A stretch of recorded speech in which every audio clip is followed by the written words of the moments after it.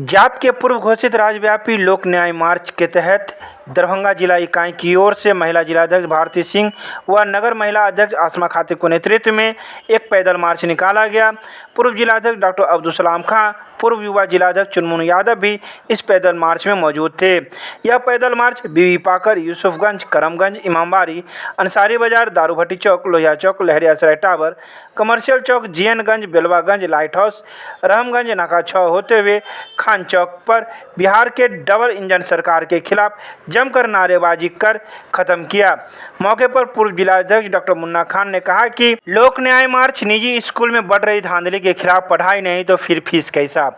बिहार में चरमराई हुई स्वास्थ्य व्यवस्था एवं बंद पड़े प्राथमिक स्वास्थ्य के खिलाफ, गरीब जनता का खाद्य सामग्री को चुराकर बेचने वाले खाद्य माफियाओं के खिलाफ निकाला गया है। जन अधिकार पार्टी के राष्ट्रीय अध्यक्ष पप्पू यादव को जो सरकारी तौर पर अपहरण कर कैद कर लिया गया है, उसके खिलाफ लोक न्याय मार्च निकालकर आम जनता को समझाने की कोशिश की गई है।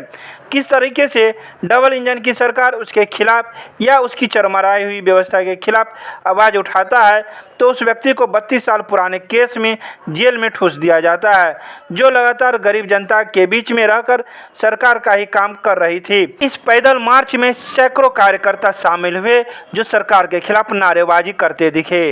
लोक न्याय मार्च उर्दू होते हुए, दारूभट्टी चौक होते हुए, लहरिया सराय टावर, 6 नाका होते हुए आज खान चौक पे आए हैं और लोक न्याय मार्च के माध्यम से बिहार सरकार को क्या करना चाहते हैं। आज लोक न्याय मार्च आम जनता निकाली है, पप्पू यादव जी नहीं, आम जनता पप्पू यादव जी के समर्थन में सड़क पर उतरे हैं और न्याय दिला के रहेंगे। जब तक न्याय नहीं मिलेगा पप्पू यादव जी को, तब तक हम लोग चैन से बैठने वाले नहीं है। खून बहेगी सड़कों पे, इसकी सारी जवाबदेही बिहार सरकार की होगी। पप्पू यादव को क्या करना पड़ेगा। इस रूट पे ये कार्यक्रम किया गया था। सरकार का मेहरबानी है जो इतना जो बिहार का जनता परेशान है।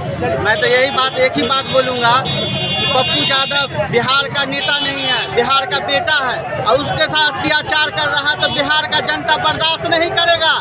जो नीतीश कुमार और नरेंद्र मोदी जो राजनीतिक कर रहा है, चलने नहीं देंगे। मैं उनसे सबसे पहली बात, मैं उसको एक चैलेंज करता हूं, नरेंद्र मोदी जी को और नीतीश कुमार जी को, 1 साल के लिए पप्पू यादव को रिहा करे और उसके बदले में पप्पू खान को अरेस्ट करे और देखे कैसे बिहार चलता है, उसको पता चल जाएगा बिहार में कैसे राजनीतिक होता है।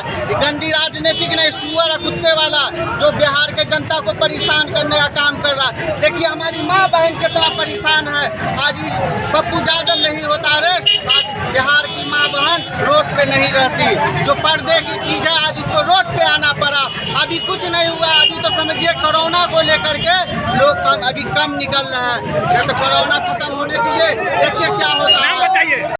पप्पू यादव ने जो हम लोगों को बताया कि न्याय के रास्ते पर चलते हुए अगर के बलि भी देना पड़े तो अपनी कुर्बानी दे देना, पीछे मत हटना। आज हमके उन्हीं के रास्ते को पकड़कर आज ये हम बिहार सरकार को बताना चाह रहे हैं कि वो 30 दिनों से जेल में है। लगभग 30,000 से ज़्यादा लोगों की हत्या कर दी गई। हत्या मतलब कि दवा के बगैर, ऑक्सीजन के बगैर, जो प्राइवेट नर्सिंग होम माफिया है उन लोगों ने उनकी हत्या कर दी। इसका जिम्मेदार कौन होगा? क्यों नहीं बिहार सरकार पर 306 का मुकदमा किया जाए और इन लोगों को मुआवजा दिलवाया जाए। दूसरी बात है कि आज पप्पू यादव जेल के अंदर में सरकारी तौर पर अपहरण कर लिए गए हैं, इलाजरत हैं, उनको कोई देखने वाला नहीं है। अगर कि आज वो बाहर होते तो इनमें से 3,000 से ज़्यादा लोगों को, लगभग आधे से ज़्यादा लोगों को बचा चुके होते। लेकिन सरकार को ये अच्छा नहीं लगा। सरकार को क्या अच्छा लगा? सरकार साथ दे रही है अपने भू माफियाओं का, सरकार साथ दे रही है ऑक्सीजन माफियाओं का, सरकार साथ दे रही है दवा माफियाओं का, सरकार साथ दे रही है प्राइवेट हॉस्पिटल माफियाओं का। इसीलिए उसको बचाने के लिए जो एम्बुलेंस चोर थे उनका उद्भेदन किया, उनका पर्दाफाश किया। तो डबल इंजन की सरकार बीजेपी के गठजोड़ से पप्पू यादव को सरकारी तौर पर अपहरण कर लिया 32 साल पुराने केस में। उनको अब तक रिहा करना चाहिए था, रिहा नहीं हुआ। जन आंदोलन होगा, ये भी जन न्याय आंदोलन है। अगर अविलंब उनको रिहा नहीं किया गया तो सड़कों पर खून बहेगा, जिसका जिम्मेदार सीधे तौर पर बिहार की डबल इंजन सरकार होगी।